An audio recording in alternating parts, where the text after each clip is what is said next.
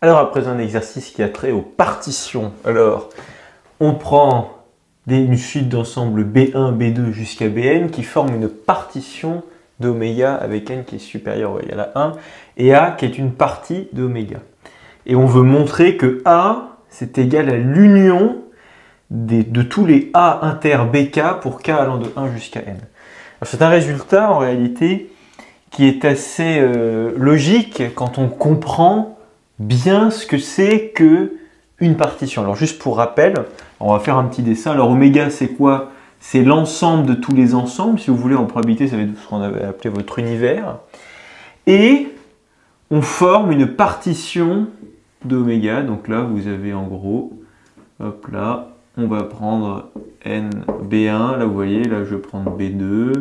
Là je vais voir B3, B4, B5, pardon, et B6. Là, j'ai pris n qui est égal à 6. J'ai donc fait une partition de oméga avec B1, B2, B3 jusqu'à B6. Donc n ici est égal à 6. Alors, il faut bien se rappeler des trois conditions pour pouvoir dire qu'on a une partition. C'est quoi? La première, c'est que mes ensembles là doivent être non vides. Alors à l'intérieur, bien sûr, c'est-à-dire qu'en gros, il faut toujours que dans B1, dans B2, dans B3, jusqu'à dans B6, il faut qu'il y ait au moins un élément, ça c'est la première condition. La deuxième condition, c'est que tous les ensembles soient disjoints, ça veut dire qu'en gros on ne peut pas avoir ça, vous voyez, j'ai pas du tout ça, on ne veut surtout pas ça, des éléments qui soient dans B1 et dans B6, par exemple, on n'en veut pas, les éléments doivent être 2 à 2 disjoints, ça c'est très important, c'est la deuxième condition. Et la troisième condition aussi très importante, c'est que l'union de B1, B2 jusqu'à B6, là, B1, B2, B3, B4, B6, ce soit égal à oméga. C'est bien le cas ici.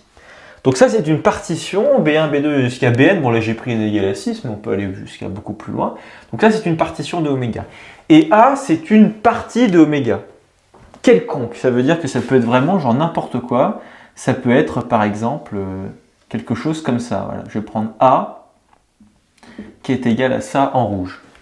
Et on veut montrer que A, c'est l'union de tous les A inter BK pour K allant de 1 à n. Donc ça veut dire quoi? Ça veut dire qu'en fait, ça va être... alors mon premier terme, ça va être A inter B1. A inter B1, c'est quoi? C'est ça. C'est ce qui est dans A et dans B1. Voyez. Ensuite, mon deuxième terme, ça va être A inter B2. Alors qu'est-ce que ça va être A inter B2? C'est ce qui est dans A et dans B2. C'est ce qui est tout là. Ici, etc. Voilà, on a ça.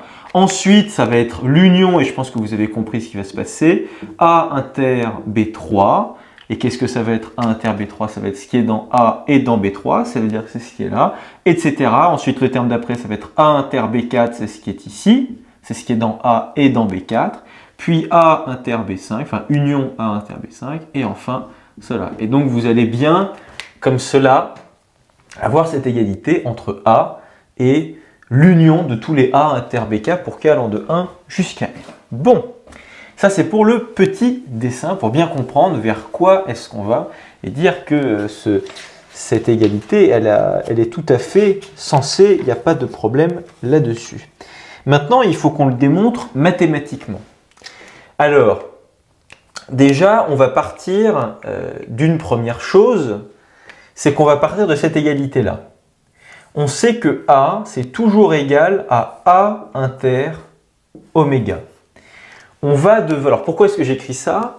C'est parce que nous, on veut trouver un lien entre... Enfin, on veut établir plutôt un lien entre A et notre suite, là, nos classes B1, B2 jusqu'à Bn. Car ne l'oubliez pas, ici, comme B1, B2 jusqu'à Bn, ça forme une partition d'oméga, B1, B2 jusqu'à Bn sont des classes d'oméga. Bon, peu importe.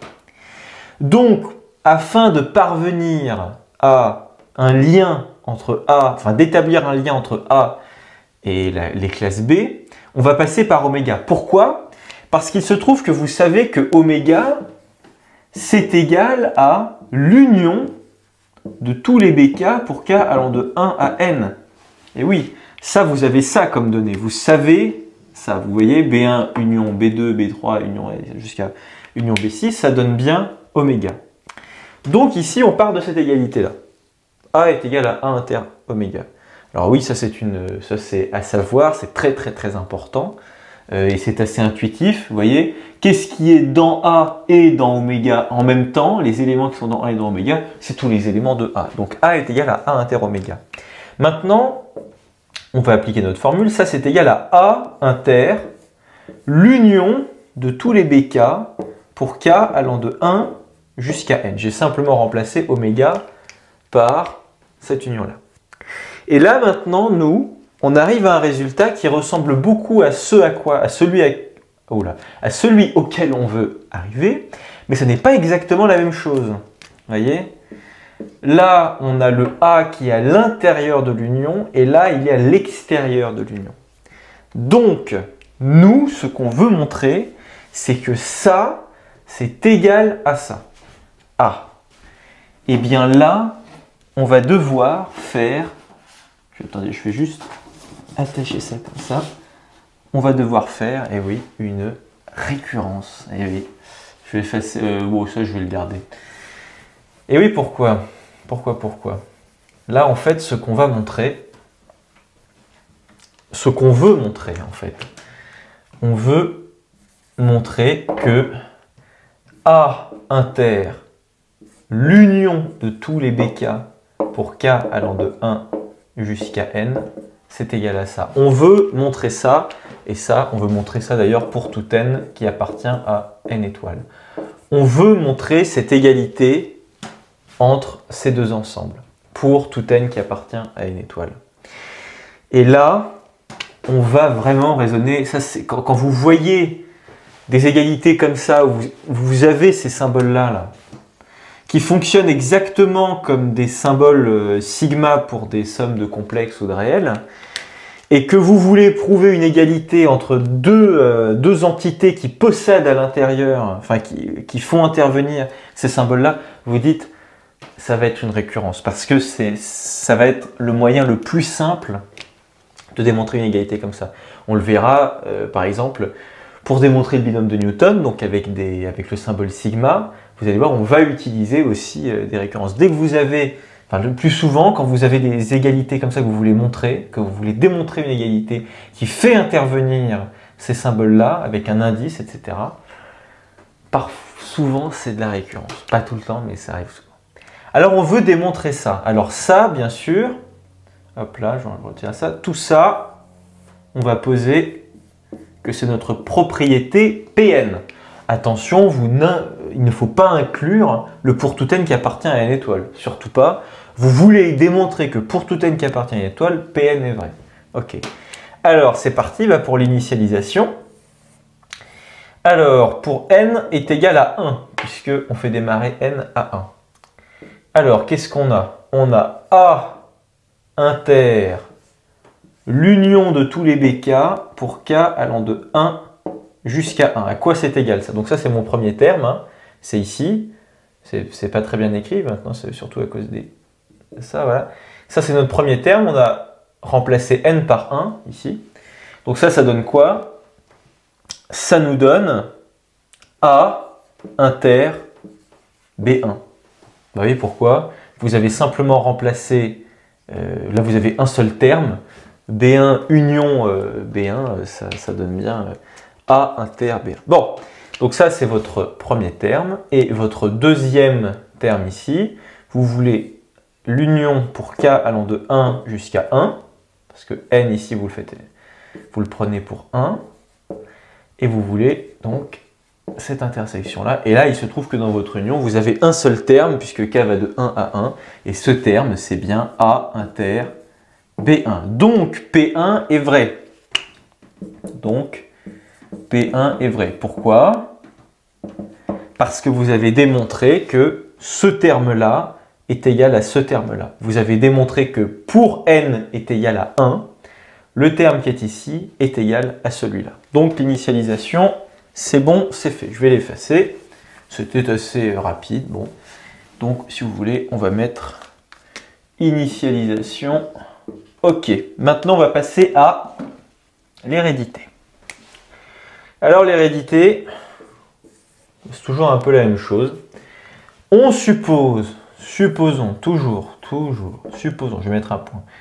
pour un n fixé quelconque, très important, toujours la rédaction de la récurrence, il est fixé et il est quelconque. Pour un n fixé quelconque, supposons Pn vrai. Voilà, j'ai marqué le supposons juste avant. Et démontrons alors, Pn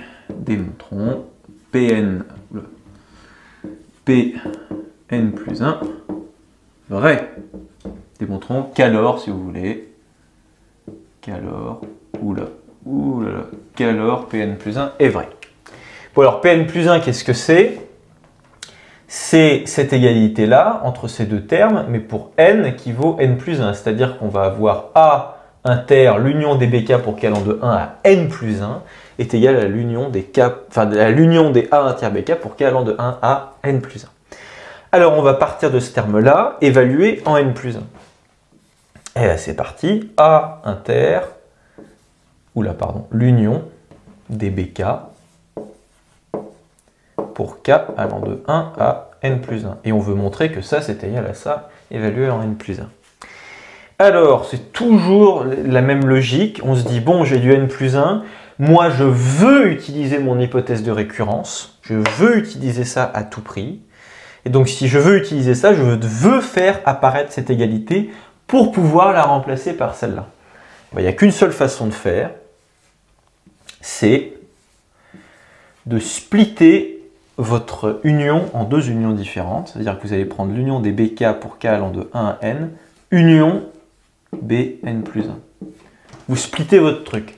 Bah oui, parce que là, ici, vous avez B1 union B2, union B3 jusqu'à union Bn, union Bn plus 1. Et vous dites, bah, je vais virer mon dernier terme, qui est union Bn plus 1, voilà, et je vais garder cela.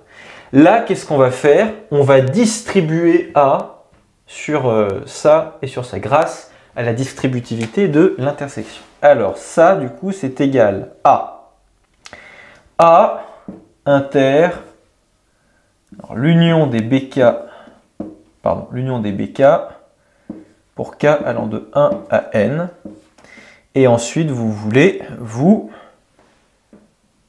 alors c'est tac, union, oui, c'est ça, tac, je vais mettre tout ça comme ça, union A inter Bn plus 1. Voilà, vous avez distribué votre intersection. Alors pourquoi est-ce qu'on a ça? Vous avez A inter, ça, c'est là, et ensuite union A inter Bn plus 1. Ok. Mais, magie, ça, qu'est-ce que c'est?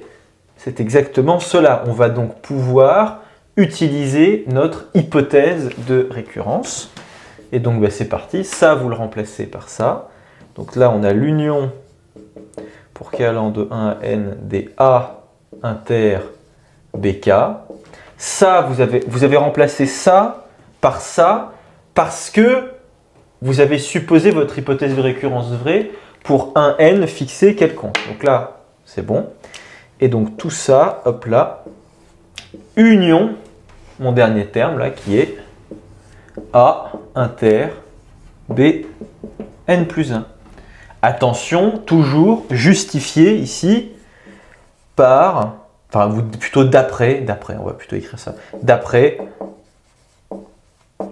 HR, donc l'hypothèse de récurrence. Ça, attention de ne pas l'oublier, toujours justifier que vous utilisez votre hypothèse de récurrence. Ok, donc vous avez ça, ça, et là on peut constater une chose, c'est que ici, vous avez, si on devait écrire cette union en extension, terme par terme, on aurait premier terme A inter B1, okay. Union ensuite A inter B2, c'est mon deuxième terme, union A inter B3, mon troisième terme, etc. jusqu'à union A inter Bn, ça va être mon dernier terme. Et là, je rajoute quelque chose qui est union A inter Bn plus 1.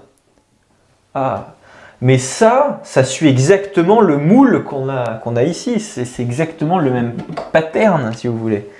Donc on va pouvoir mettre ça à l'intérieur, enfin on va pouvoir mettre ce terme-là en faisant aller le compteur k jusqu'à n plus 1.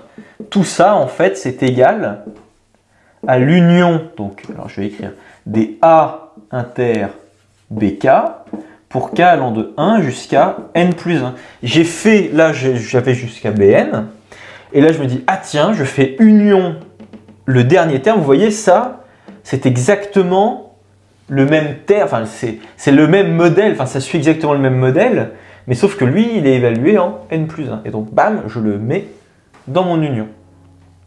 Eh ben, on vient de prouver, non? Puisqu'on vient de... Regardez, on est parti de ça évalué en n plus 1. Ok, on a appliqué notre hypothèse de récurrence. Et on a atterri à notre terme d'ici, évalué en n plus 1. Donc, c'est bon. Conclusion. Pour tout n qui appartient à n étoiles, Pn, vrai. J'écris très mal, toujours. Ça ne changera pas, je suis désolé. Pn est vrai. Voilà. Et donc, qu'est-ce qu'on peut dire? Parce que ça, c'était pas notre objectif principal. Vous vous souvenez qu'on était arrivé à un moment donné, on avait dit, bon bah, on était parti du fait que A, c'était égal à A inter oméga. Et on a dit, ah ouais, c'est vrai, mais sauf que oméga, en fait, pourquoi est-ce qu'on a fait ça? C'est parce que oméga, c'est égal à l'union de tous les bk pour k allant de 1 à n. Et nous, on voulait montrer que ça, c'était égal à tout ça. Mais nous, notre but principal, c'était en fait de montrer que A est égal à ça. On veut montrer que A est égal à ça.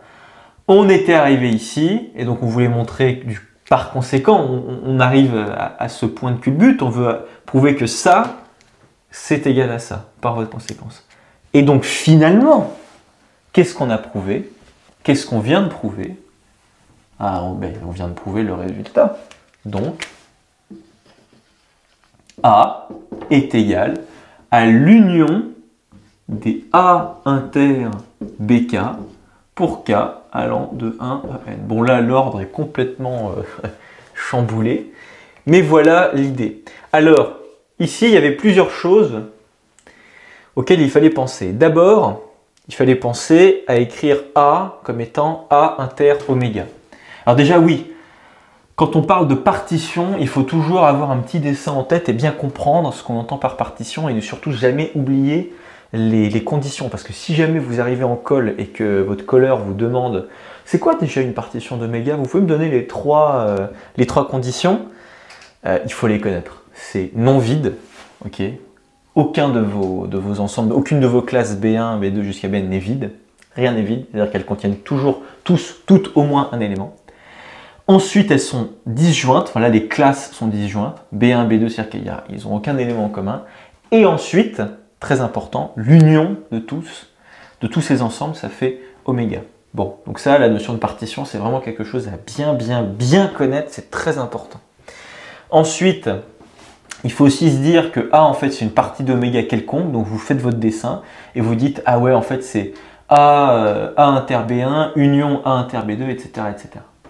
Bon, donc il fallait penser à écrire que A était égal à A inter oméga, que oméga, c'est en réalité simplement l'union de tous les bk, et ensuite vous déroulez, et après il fallait penser aussi à faire une récurrence. Mais ça, il faut le voir. Il faut comprendre qu'on va utiliser un raisonnement par récurrence dès que vous voulez démontrer une égalité entre deux termes qui possèdent tous les deux ces symboles-là, qui fonctionnent exactement de la même façon qu'un sigma, qui fonctionnent exactement comme un sigma. C'est quasiment pareil. Voilà. Ensuite, ne pas avoir peur d'ici, là, le passage d'ici à là. Il faut bien être capable de distribuer, enfin, grâce à la distributivité de l'intersection, vous pouvez dire que ça, c'est égal à A inter, cet ensemble-là, union, qui vient de là, union A inter. C'est exactement comme si vous aviez 3 fois x plus y, vous voyez, c'est égal à 3 fois x plus 3 fois y. Avec bien sûr, avec des complexes ou des réels. Voilà. Et ben c'est bon. Mais après, il faut démontrer autre chose, je crois, dans l'exercice, donc on va le démontrer juste après.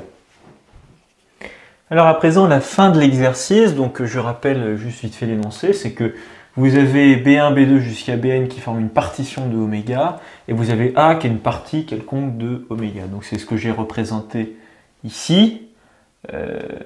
Alors là j'ai pris n qui est égal à 6, vous avez une partition en 6 classes différentes, puisque n est supérieur à 1, bon voilà.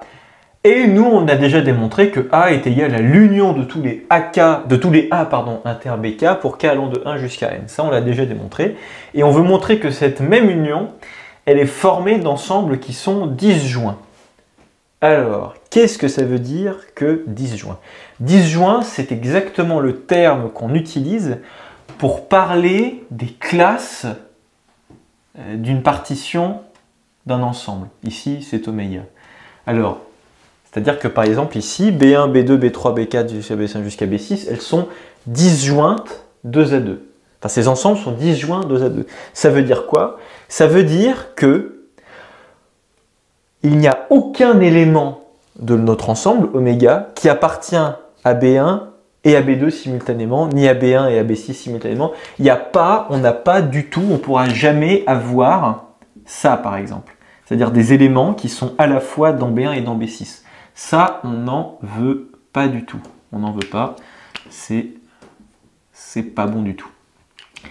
Mais alors, mathématiquement, comment est-ce qu'on le traduit? Que on veut, en gros, ça veut dire que, ça se traduit d'une autre façon, ça veut dire que l'intersection de B1, enfin l'intersection de n'importe quelle classe là, de notre partition avec une autre, et ben, cet ensemble, il est vide. L'intersection de deux de ces ensembles, c'est vide. Ça veut dire qu'en gros, ça veut dire que, là je vais m'intéresser à la partition, qu'est-ce que ça veut dire qu'ils sont disjoints? Ça veut dire que pour tout I, J qui appartiennent à 1n au carré, c'est-à-dire que I appartient à 1n et J appartient à 1n, tel que I est différent de J, eh bien vous avez BI inter BJ qui vaut l'ensemble vide. Qu'est-ce que ça veut dire? Ça, c'est exactement, ça veut vraiment dire ça. Hein. Ça c'est vraiment la traduction que B1, B2 jusqu'à Bn sont disjoints 2 à 2. Ça veut dire que peu importe, c'est-à-dire pour tout I qui appartient à un n, peu importe la classe que je choisis, donc l'indice de ma classe, là je vais prendre par exemple B5, vous voyez, et là, si je prends, et peu importe la deuxième classe que je choisis différente, vous voyez, de la première, donc par exemple j'ai qu'à prendre B3, vous voyez, et bien, si je fais l'intersection de la première ici, B5, avec B3, eh bien, je trouve rien. C'est-à-dire je trouve l'ensemble vide. Il n'y a aucun élément en commun entre B5 et B3. Tout comme, et je peux prendre n'importe quel I et J dans un N, c'est-à-dire je peux choisir n'importe quelle classe de oméga. Je peux choisir n'importe quelle partie qui forme ma partition. Je peux prendre par exemple B6 et B2. Vous voyez, B6 inter B2, c'est l'ensemble vide. Et ça, c'est vrai. Peu importe le BI que vous choisissez et le BJ que vous choisissez. Mais attention, très important, il faut que I soit différent de J. Bah oui, parce que si vous prenez I qui est égal à I, bah BI inter BI, ça donne juste BI. Donc B6 inter B6, ça donne B6. Donc ça, c'est la définition très très importante du fait que que des ensembles sont disjoints 2 à 2 entre eux. Voilà. C'est ça ce que je voulais dire. Et alors nous, on ne va pas s'intéresser au BI, BJ, on va s'intéresser à ces ensembles-là. Parce que c'est exactement ce qu'on veut montrer que cette union est formée d'ensembles disjoints. Donc les ensembles, c'est ceux-là. Notre union, elle est là, vous voyez. Et nos ensembles, ils sont ici. Parce que ça, vous voyez, si on l'écrit en extension, c'est A inter B1, union A inter B2, etc. etc. jusqu'à union A inter Bn. Donc on veut montrer que A inter B1 et A inter B2 et A inter B3, etc. etc. jusqu'à A inter Bn, ils sont disjoints. Voilà, c'est ça qu'on veut montrer. Donc mathématiquement, qu'est-ce qu'on veut montrer? Montrons que, en fait, pour tout I, J qui appartient à un n carré, tel que I différent de J, c'est exactement ce que j'avais écrit avant en considérant toutes ces classes-là, eh bien pour tout ça, vous avez A inter BI intersection A inter BJ qui donne l'ensemble vide. Bah oui, comme tout à l'heure, je voulais montrer que B, enfin je disais, enfin c'était la définition, pour que toute une suite d'ensemble soit 2 à 2 disjoints, enfin que mes ensembles soient 2 à 2 disjoints, il faut que BI inter BJ ce soit l'ensemble vide. Et bien là, mes ensembles, c'est pas BI et BJ, c'est A inter BI et A inter BJ. Mais vous allez voir, ça va être assez simple. En gros, on veut montrer ça. Donc, on va poser soit I, J qui appartiennent à un N au carré. Alors le carré, encore une fois, c'est parce que ça c'est 1N croix 1N, c'est le produit cartésien de 1N. Ça veut juste dire que I appartient à N et J appartient à N. Bon, celui J qui appartient à ça, tel que, oui, pardon, I différent de J, et ben c'est parti, on va faire notre intersection. A inter BI, le tout inter A inter BJ. Alors à quoi est-ce que ça va être égal? Et voilà, on va tout simplement faire, on va tout simplement distribuer, ce qu'on a. Ça, c'est tout simplement, enfin on va distribuer, non plutôt au contraire, je ne sais pas pourquoi j'ai distribué, on va plutôt factoriser. C'est-à-dire qu'en gros là c'est comme si vous aviez 3 fois x, voyez, plus 3 fois y, voyez. Donc on va factoriser par 3, enfin ici par a si vous voulez. Alors le terme de factoriser ici, ça n'a pas vraiment de sens, hein.